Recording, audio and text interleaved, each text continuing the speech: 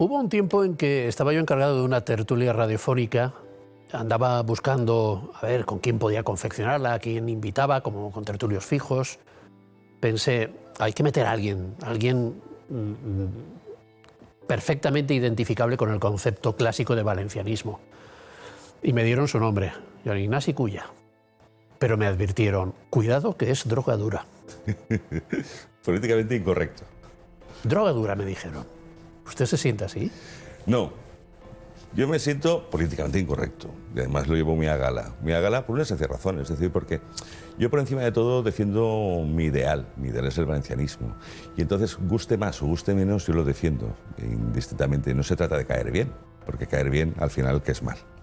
Entonces, yo digo lo que pienso, defiendo mis ideas, y a quien le guste bien y al que no, bueno... Pues ¿pero también. qué es el valencianismo? Porque Compromís dice que es valencianista. Bueno, pero esa es la mentira de Compromís. Vamos a ver, yo es naranja. No considero valencianismo aquel que va practicando el autoodio y que va en contra de la cultura valenciana, de la lengua valenciana, y está a favor de otra cultura ajena a la nuestra. Entonces, para mí eso no es valencianismo. Eso no es valencianismo, eso es engañar a la gente. Eso es engañar a la gente. Pero no tenemos una cultura común mediterránea que va desde, sí, no sé, íberos. Montpellier a... Sí, de los íberos. A Guardamar, claro, más allá de Guardamar tampoco. Vamos a ver. El problema que tienen los catalanes es que tienen un gran complejo de inferioridad, porque ellos no tienen literatura propia, es decir, que ellos se tienen que abastecer de la nuestra para poder presentar algo, tener algo de pedriguí. Entonces, bueno, si ellos consiguen la unidad de la lengua, bueno, pues pueden tener algo que presentar. Prueba bien evidente lo que ha ocurrido con la Biblioteca Nacional, ¿no? Que han tenido que recurrir a los clásicos valencianos o a Ramon Llull, que es mallorquín y escribía en mallorquín, no en catalán, para demostrar de que tienen literatura catalana. Vamos, porque ellos no tienen absolutamente nada. Entonces, ¿qué ocurre? Que ese es el problema que tenemos nosotros. Nosotros tenemos un bagaje cultural que ellos no lo tienen. Tenemos un siglo de oro que ellos no lo tienen. Es decir, que es ridículo que digan que resulta que el valenciano es dialecto del catalán, cuando nosotros tenemos absolutamente todo y ellos no tienen nada. Entonces, es ridículo. Pero el problema ya no es que lo digan los catalanes. El problema no es que lo digan los catalanes. El problema es que aquí cuentan con mucho colaboracionista para mantener esas tesis. Ese es el problema. Y que llegado el caso, las autoridades valencianas y el gobierno valenciano no defiende la cultura y la lengua valenciana, que es su obligación. Pero, solo diga, acabe el razonamiento, que le opondré yo otro. Es su obligación defender lo suyo, lo propio, la defensa de los intereses, que para eso han salido votados. Para eso han salido votados, para defender lo suyo y que nosotros podamos avanzar en todo. Pero si resulta que con la Biblioteca Nacional no protestan. Ahora ha ocurrido con las bandas de música, no protestan. No me queme la entrevista en dos minutos, que las bandas y la biblioteca las metemos ahora luego. No, pero abundando en esta idea que usted defiende, si nos vamos al otro lado, a esas autoridades a las que usted cita, pues le dirán, yo sí que estoy defendiendo lo mío es una lengua común que tenemos con otros territorios, que es la que da origen a esa literatura de la que usted habla, del siglo de oro valenciano, y a todo lo que ha venido después. Claro que defiendo lo mío. Es que lo mío es eso. Ya, pero es que eso es fruto de la ignorancia o mala fe. Porque lo dicen, añadirán los científicos. ¿Pero qué científicos? Los lingüistas. ¿Qué científicos? Es decir, que hasta el siglo XIX... Las universidades extranjeras. Bueno, claro. Pero ¿por qué? Y las nacionales. ¿Pero por qué? Bueno, dígame usted. Porque se ha financiado. Es decir, que Cataluña ha invertido muchísimo dinero en todas las universidades del mundo para mantener ahí una filología catalana o tener profesores adscritos para que en un momento determinado digan la absurdez esta que están manteniendo. Prueba bien evidente es que en el año 71, que se hizo el Congreso de Lenguas Románicas en Mallorca, de 700 y pico lingüistas, solamente 32, creo que fue, mantuvieron la unidad de la lengua. Es decir, que es ridículo. Lo que ocurre es que, claro, van comprando voluntades. El problema no es un problema histórico ni filológico, para nada. Es un problema exclusivamente económico y político. Y con eso se cambian las voluntades. Hasta el siglo XIX nadie se cuestionaba de la unidad de la lengua, ni que el valenciano era catalán. Faltaría más, todo lo contrario. todo lo contrario, ¿vale? De hecho, el catalán se tuvo que independizar del provenzal porque estaba lingüísticamente como dialecto del provenzal, ¿vale? Y ellos, de forma propia, dijeron, no, ya somos lengua, ya somos lengua. Que nadie se cuestionaba eso. Lo que ocurre es que, claro, luego ya cuando entra la Renaissance y hay unos factores políticos determinantes, pues entonces ya se empieza a crear pues toda esta barbaridad que estamos ahora ocasionando. ¿Qué ocurre? Que gran parte de culpa la tenemos los valencianos, porque los valencianos hemos pasado de todo. Sé que digan lo que quieran, a vosotros que nos van a decir, ¿no? Bueno, pues resulta que después del tiempo pues nos están diciendo, han cambiado la denominación de la RAE, se han metido en las universidades y se han metido en todos los sitios. Y entonces, ¿qué ocurre? Que lo que antes era poco menos que un chiste, pues hoy es una realidad. Hoy es una realidad. Le voy a seguir haciendo de abogado del diablo. Ellos dirán, nosotros estamos avalados por la ciencia. Sí, es verdad que había personas que antes de, no sé, en la fecha que usted quiera marcar como frontera, desde Pompeu Fabra para arriba, pues defendían una cierta independencia de la lengua valenciana, pero esa gente pues ya, y sus sucesores, han ido cayendo del caballo. En cambio usted, señor Cuya, lo que está defendiendo es una conspiranoia de que estamos aquí comprando a todo el mundo, cuando es simplemente que se está dando cuenta de que los verdaderos fundamentos de la ciencia defienden esto de la unidad de la lengua. Es que a la ciencia de estos señores le ha ocurrido como San Pablo, ¿no? Que han visto el sol y se han cegado y se han caído del caballo. Porque hasta hace 4 días no tenían ni sol. No tenían ni sol. Vamos a ver, la ciencia no dice absolutamente nada de lo que nosotros podemos mantener. Porque nosotros nos basamos con documentos históricos, cosas que ellos no. Porque ellos, esos documentos históricos que dicen que nuestros escritores escribían en lengua valenciana y que mantenían absolutamente toda la genuinidad de la misma, ¿vale? Ahora resulta que ya no lo son. Es decir, que ciencia no es. Ciencia no es que en el año 71, por presiones políticas, se cambiase la denominación de la RAE. Y hay unos documentos muy buenos que hizo el colectivo Baitaura de Castellón, en el cual le pidieron a académicos que en ese momento modificaron lo que decía la RAE como lengua propia de los valencianos, entre ellos el cardenal Tarancón, Camilo José Cela, y en esos documentos del colectivo Baitaura especifica muy claro que fue por presiones políticas. Tuvieron que cambiar esa denominación en el año 71. Es decir, que aquí la ciencia no dice nada contrario a lo que nosotros mantenemos. Porque además, ¿ciencia qué es? ¿Ciencia qué es? ¿Lo que ellos dicen o lo que los lingüistas y normalmente en todo el mundo que hayan estudiado un poquito la idiosincrasia valenciana y la documentación valenciana y toda la historia valenciana mantienen? Es decir, que ciencia no es lo que ellos dicen. ¿Se puede hablar de lengua sin ser lingüista? Sí, yo no soy lingüista.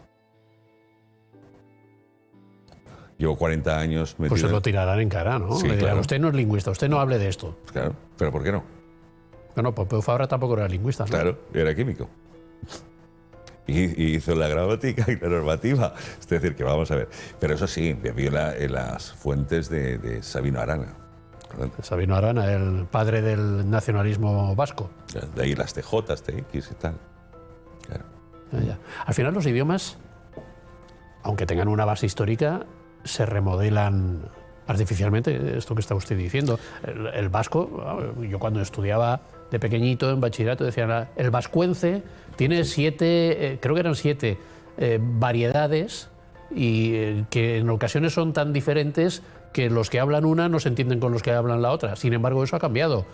Porque sí, claro, se ha unificado. Se ha unificado, los neologismos también han entrado, claro, no existían en los tiempos en los que se supone que nació el vascuence y ahora pues se han ido incluyendo. Es decir, las lenguas se modifican no siempre por el uso del hablante, sino también a veces de una manera más o menos artificiosa, ¿no? Lógicamente, es decir, que aquí, por ejemplo, dentro de la lengua valenciana tenemos subdialectos, ¿no? Está la pichat y tal cual, es decir, que nosotros también tenemos nuestras propias variedades, ¿no? Pero lo que sí que está claro es una cosa, es decir, que las lenguas vivas son las que evolucionan, ¿vale? Entonces, como ha pasado en el castellano, va a pasar en el valenciano. Es decir, ya no decimos, en castellano no se dice llantar, no se dice a qué es tampoco. Es decir, que pues el valenciano ha evolucionado, ¿no? ¿Qué ocurre? Que el desarrollo literario del catalán, ¿cómo se obtiene? A través del valenciano, porque ellos no tienen literatura propia. Entonces ellos no han evolucionado, siguen de alguna forma con la lengua arcaica valenciana. Mientras que el valenciano sí que ha evolucionado, como ha evolucionado el castellano. Y ellos no. Pero bueno, ahora que no se nos acusa de que estamos castellanizando la lengua valenciana, que en algunos casos sí que ha ocurrido, ¿no? Este estado de cosas que usted denuncia, ¿tiene marcha atrás? ¿Es reversible? ¿Es reversible? Pues desgraciadamente estamos viviendo una situación que de la única forma que podría ser reversible es a través de la política. Desgraciadamente, ¿no? Porque por más que nosotros demostremos, como ha ocurrido en la Biblioteca Nacional o con documentación en todos los sitios y demás, bueno, pues hay un aparato político que cambia la realidad. Y si cambia la realidad, eso es difícil de transformar. Aquí, por ejemplo, por un pacto político que no científico, se crea la Academia Valenciana de la Lengua. No de la lengua valenciana, aquí los factores sí que alteran el producto. Sí. Por un pacto político, porque en ese momento Aznar necesitaba los votos de Jordi Pujol, y así lo testifica él en medios de comunicación, ¿vale? Bueno, pues el pacto era la unificación de la lengua y la creación de la ABL, ¿vale? Se crea la ABL con mayoría catalanista. Bueno, pero en este caso y se cambia la realidad. Aznar era un experto, él hablaba catalán en la antigüedad. O sea, y Zaplana no veas. Y Zaplana más. Y Zaplana pues, hacía ahí un arroz con pimientos que no veas. Pero el problema ya no viene por ahí, por la propia creación. Y fíjate si es todo político. El problema está que cuando se hace la modificación del estatuto, Camps, que se supone que sí que era valenciano y valencianista, por un pacto con el PSOE, la blinda.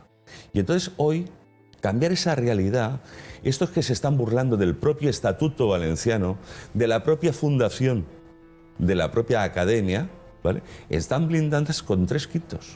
Entonces, ¿cómo se modifica esa realidad? Desde la política. Bueno, pero ese mismo blindaje sirve para que se mantenga la denominación de valenciano.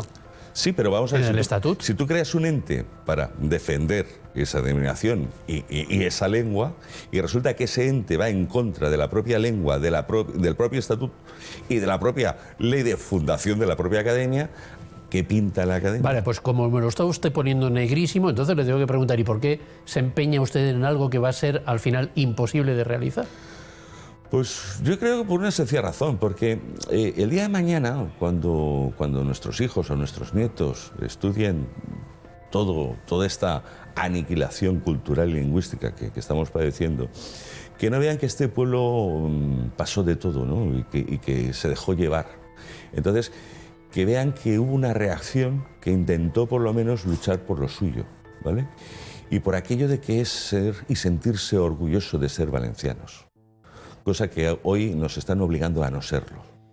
Hoy nos están obligando a ser otra cosa que no seamos valencianos. Y hay que recuperar ese espíritu. Que el ser valenciano sea un valor añadido, ¿no? Como lo fue en el siglo XIV y en el siglo XV, que éramos la referencia no de España, sino de Europa. Entonces hay que recuperar, tenemos que sentirnos orgullosos de ser valencianos. Va indisolublemente unido lo uno con lo otro, quiero decir, ¿admitir la unidad de la lengua es dejar de ser valenciano? Hombre, no es ser buen valenciano. Y como mínimo es un poquito analfabeto. Perdona que te lo diga así, porque es que la documentación es muy clara, vamos a ver. Alguien se puede creer o no lo que yo pueda decir, ¿vale? Pero hay un hecho claro, que la documentación hay que contrastarla. Y si contrastamos la documentación está muy clara. ¿Cuántos libros tiene usted escritos avalando con documentos estas ideas?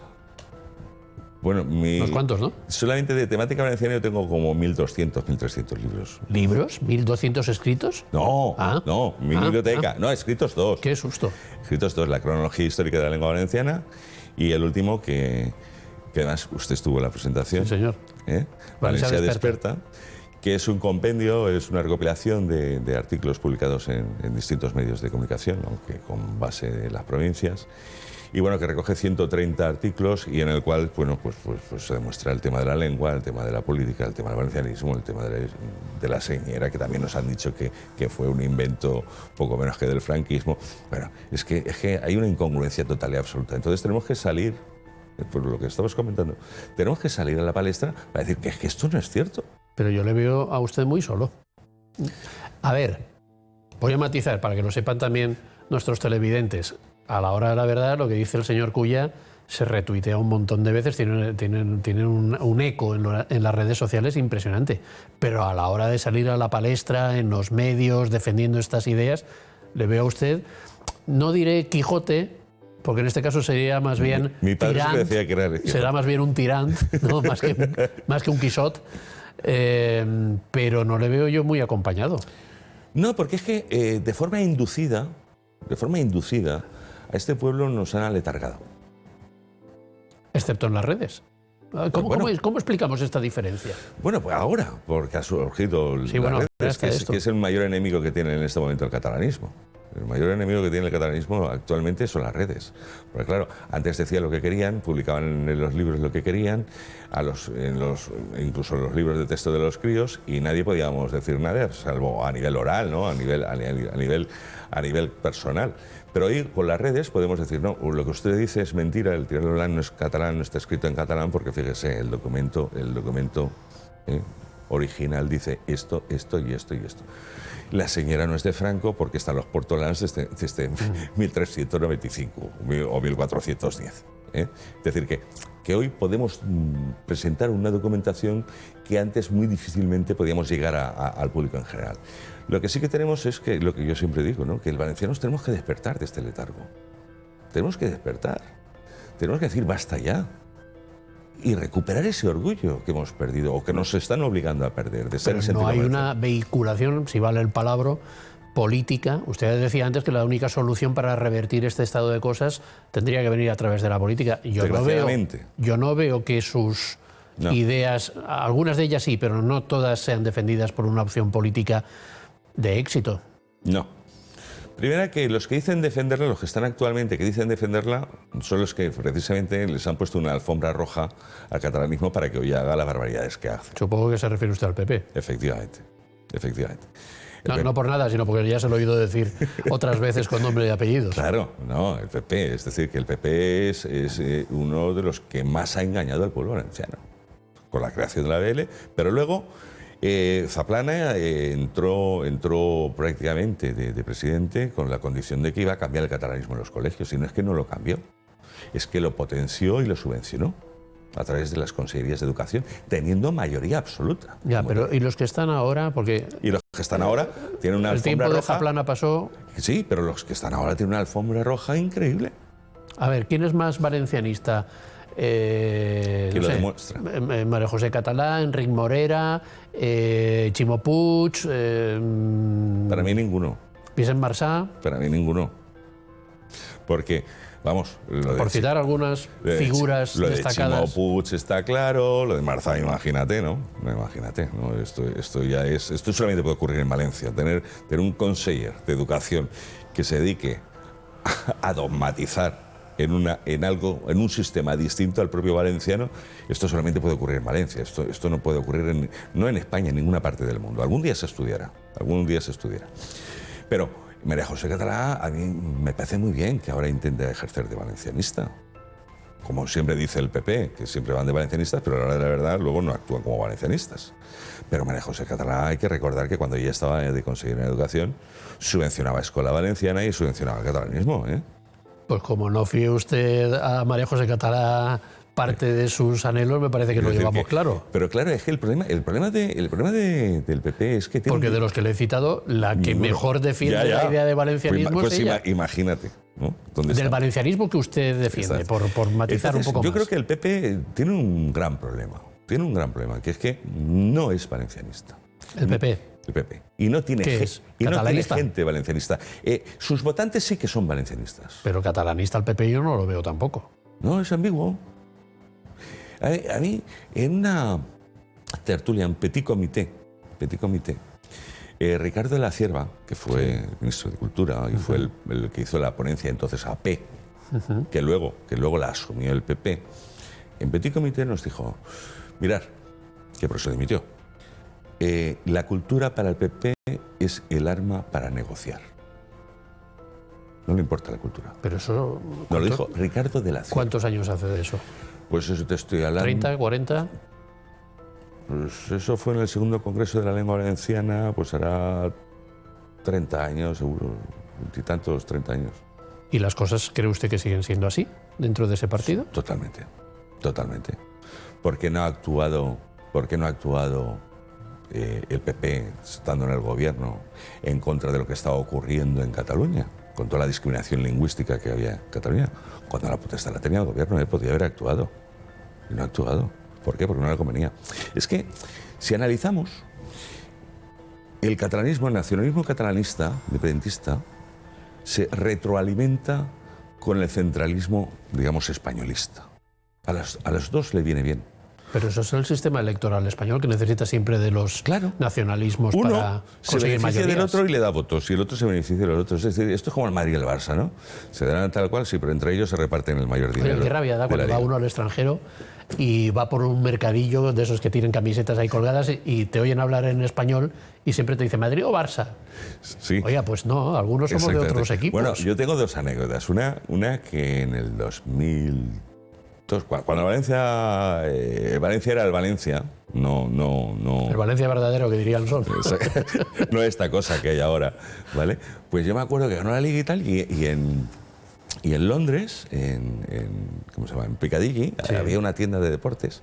Pues la camiseta que estaba precisamente en el maniquí, ¿vale? Era la del Valencia. Ah, porque estaba de moda entonces. Claro. Bueno, pues eso. Y luego en un viaje a Tailandia, fue muy cachondo, porque vi una camiseta del Valencia que la tenía, claro, el Valencia estaba en moda, ¿no? Y digo, voy a comprar una, lógicamente. Y me sorprendió porque ponía, ¿cómo se llama la liga inglesa? La Premier. La etiqueta ponía La Premier League. que era de la Premier League, ¿no? Pero el Valencia estaba de moda. Lo que pasa es que, claro, tenemos que hacer valer lo nuestro y no ser caricatura de nada. ¿Seguimos en el mapa? ¿Valencia, la Comunidad Valenciana sigue en el mapa? No, porque... ¿Cómo le cambia la cara cuando dice esto, eh? Sí, es que me da mucha rabia. ¿Le ha cambiado la cara de la pregunta anterior a esta? Me da mucha rabia. No, porque es que ha habido intereses tanto desde Madrid como desde Cataluña para que Valencia no funcionase. Para que Valencia no funcionase y no estuviese en el mapa. Es que a nadie le interesa.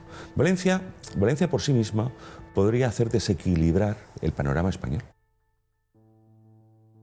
y ponerse en posiciones cuando le interesase con Cataluña o con Madrid, ¿vale? Y eso ni a unos ni a otros les ha interesado. Si nosotros no pintamos nada, pues somos invisibles. No reivindicamos la financiación, no pasa nada, el corredor mediterráneo, no pasa nada, infraestructuras, el puerto. Está usted haciendo el discurso de Compromís. Con partidos centralistas no saldremos de... Compromís nos ha copiado mucho discurso a nosotros. Que no es lo mismo. ¿Quiénes somos nosotros? Bueno, cuando yo estaba en Son Valencians. Vale. ¿Vale? Lo que ocurre es que, claro, ellos tienen muchos medios de comunicación y muchas oportunidades para vender discursos. Pero al principio tampoco eran gran cosa. Y yo me acuerdo cuando la financiación, y lo he comentado, y además lo comentamos en una tertulia estando contigo, que estábamos con el tema de la financiación y tal cual, y a nosotros, bueno, pues que nosotros llevamos como bandera la financiación. Ahora está de moda, pero nosotros fuimos los pioneros y lo que lo sacamos. Lo que ocurre es que en ese momento no hubo repercusión. Al poquito tiempo, lo sacó Morera. El mismo discurso que nosotros. Claro, ¿qué ha dicho Morera? Madre mía, por fin alguien reivindicando la financiación valenciana. Pues era el discurso nuestro. Y entonces puse yo el chiste, no sé si te acuerdas, que lo uso mucho, que cierra el bar, ¿no? Y pone un letrero, cerrado por paternidad del dueño. Y pasa uno y dice, Paco, abre que tú no eres el padre. ¿Sabes? ¿Por qué no triunfa el valencianismo que usted defiende? Bueno, triunfó en su momento con Unión Valenciana. Sí. Hasta que se vendió. Bueno, después esa idea fue más o menos asumida por algún partido político, especialmente el Partido Popular. Al final se ha ido diluyendo por las razones que usted ha argumentado y ahora estos pequeños partidos que podrían ser los herederos de Unión Valenciana, como son Valencians y algún otro, pues no salen de pobres. No. Primero que tampoco interesa. A lo mejor es que tampoco hay clientela para esto. No, sí, porque yo manejé unos datos internos, no puedo decir la fuente, del PP, y ellos tenían un voto cautivo del valencianismo en un 25%. Voto cautivo. ¿Qué ocurre? Que también nosotros nos ha faltado hacer pedagogía, aparte de, lógicamente, tener medios de comunicación y tener medios económicos que no los tenemos, que también han Pero fallado. con Compromís pasaba lo mismo, tampoco al principio tardó tenían 20 medios. años, tardó 20 años. Claro, fíjese el blog si se daba cabezazos contra la pared. El blog tuvo no muchas llegaban a entrar. ayudas, incluso de partidos que hoy están en el lado totalmente contrario a ellos. ¿Eh? ¿Ah, sí? Sí. ¿Otra vez me está hablando del PP? Alguna cosa hubo. Y bueno, y de Cataluña no veas. Y de Cataluña no veas. Total, me decía habría usted... que preguntarle a lo mejor ¿A quién? ¿cómo se llama el presidente que había antes en el blog? Pere Mayor. Pere Mayor. Pere Mayor. Del blog. ¿Alguna vez quién le pagó la sede en la calle San Jacinto? Lo dejo ahí. No, la respuesta no me la da, ¿no? No. Bueno, creo que nos quedan 2 minutos, me parece que me han hecho una seña. 2, justo. Todo esto, defender todo esto, ¿a usted le ha causado perjuicios Muchísimo. personales y profesionales? Familiares, personales, profesionales, de todo tipo. De tipo. Además, los que defendemos eso estamos estigmatizados. De que somos unos analfabetos, que somos unos fascistas, que somos, yo qué sé, todos los apelativos que te puedes imaginar y más. Y no se dan cuenta que lo único que nosotros hacemos es intentar defender nuestra tierra, nuestra cultura y nuestra gente, en todos los sentidos. Y lo que te comentaba antes, recuperar el orgullo de ser y sentirse valencianos. Y eso yo creo que no es ningún delito. Yo creo que es algo que tendría que ser lo lógico y lo normal. Defender lo tuyo. Como hacen los aragoneses, como hacen los andaluces, como hacen los catalanes, como hacen los vascos, los gallegos. Todo el mundo menos aquí. Aquí no. Aquí o te tienes que posicionar en el centralismo o te tienes que posicionar en el catalanismo. ¿Por qué? Si somos valencianos. Defendamos lo nuestro. Nosotros en el 14 y 15 éramos la referencia mundial en todo. En las artes, en las letras, en la arquitectura, en todo. Tenemos que financiar a Castilla, el descubrimiento de América. El descubrimiento de América, Luis Santa Fe. Todo. Todo. Éramos la potencia mundial cuando teníamos el mayor autogobierno. ¿Por qué no tenemos que defender lo nuestro? Lo vamos a dejar ahí también, como lo de la sede del... Lo vamos a dejar ahí entre interrogaciones. Pero en honor a la verdad, yo debo decir también a los televidentes, aludiendo a esas tertulias a las que yo citaba al principio, en las que este señor drogadura participaba, pues que le puse enfrente a un señor del blog, Alfons Punzel, a quien saludamos desde aquí. Oiga, y eran interesantísimos esos debates entre, aparte de los que también participaban en esa tertulia, como el señor Bujeda y algún otro. Bueno, pues se podía hacer. Se podía hacer. Los dos dialogaban, los dos hablaban desde posiciones políticas muy diferentes, culturales, ideológicas, y al final nos íbamos todos a tomar café. Sí, señor. Señor Cullá, este café para usted. Muchísimas gracias. Gracias.